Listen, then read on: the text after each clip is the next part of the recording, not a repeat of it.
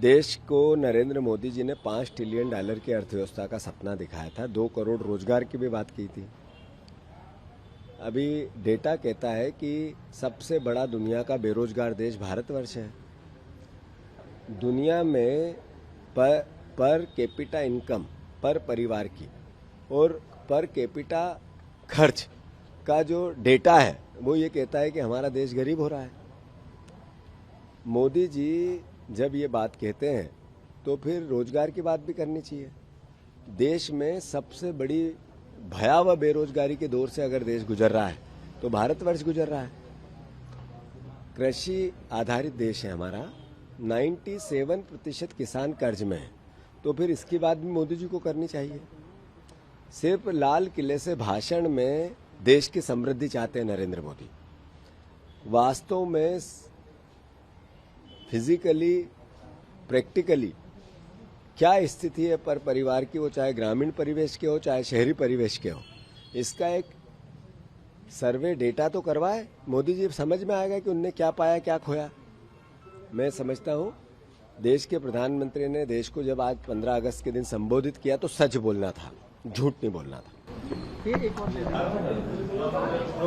Sir, PM Modi ने लाल किले से कहा है कि 2014 से पहले जो है भारत देश की दुनिया के सबसे 5 पिछड़े अर्थव्यवस्था वाले देशों में शामिल होता था, और अब जो है 2014 के बाद तस्वीर बदली है और अब सबसे मजबूत अर्थव्यवस्था वाले देशों में 2014 के बाद तस्वीर बदली है। प्रधानमंत्री जी ने किसानों को कहा था कि किसान साथियों आमदनी 2 गुनी कर दूंगा। अपना धन्ना सेठ अडानी की आमदनी 100 गुना कर दी और किसानों को दर्द 100 गुना दिया प्रधानमंत्री जी।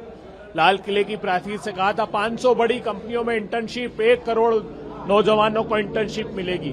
क्या हुआ उसका बताइए ना। आज फिर नया झूठ परोस दिया कि हम डिजिटल कोचिंग क्लासेस स्टार्ट करेंगे।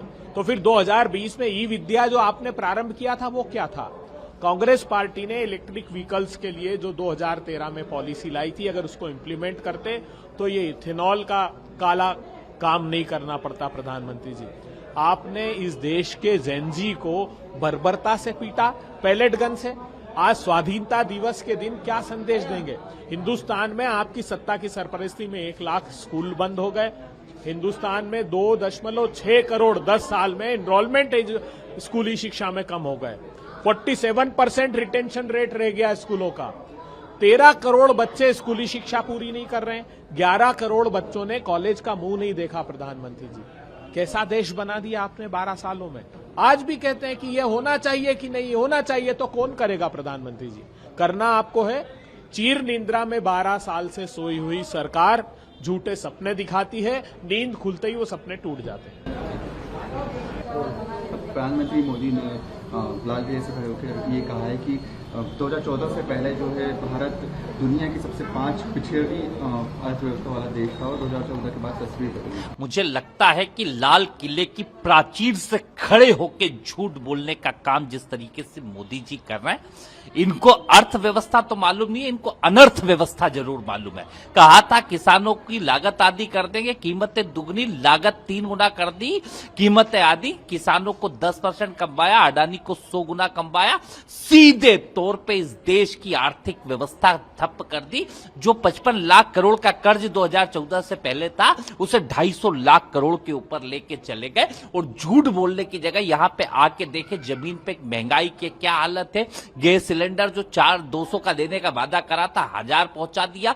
पेट्रोल डीजल जो 50 के नीचे के 30 की बात कही थी, वो 100 के पार पहुंचा दिया। और अर्थव्यवस्था का अर्थ समझ ले, अनर्थ व्यवस्था बनाने की कोशिश ना करें। और लाल किले की उस प्राचीर से खड़े होके कहीं ना कहीं देश को गुमराह करने की जगह माफी मांगे कि किस तरीके से अर्थव्यवस्था को नोटबंदी, गलत जीएसटी के माध्यम से इस देश के अंतिम पंक्ति के व्यक्ति के अधिकारों को खत्म करा, शोषित वंचित पीड़ितों के हक को लेकर उद्योगपतियों को देने का काम करा। प्रधानमंत्री मोदी ने लाल किले से ये कहा है कि पहले जो है 2012 के पहले देश जो है वो दुनिया में के 5 पिछड़े अर्थव्यवस्था वाले देशों में शामिल होता था, पर 2012 के बाद तस्वीर बदली है और अब सबसे मजबूत अर्थव्यवस्था वाले देश हैं। देखिए, जितना मजबूत नेहरू जी के ज़माने से देश है, जहाँ सुई नहीं बनती थी इस देश के अंदर, वहाँ बड़े बड़े कल कारखाने, हवाई जहाज चला दिए नेहरू जी ने। देश ने प्रगति की है नेहरू जी के ज़माने से। मोदी जी ने तो कुछ नहीं किया। मोदी जी ने तो सिर्फ सरेंडर किया है अमेरिका के सामने, ट्रंप के सामने, इसके अलावा कोई दूसरा काम नहीं किया। आपके राज्य की खबरें, आपके शहर की खबरें सबसे पहले जानने के लिए देखते रहें अमर उजाला। चैनल को सब्सक्राइब जरूर कर लें और पाएं हर अपडेट।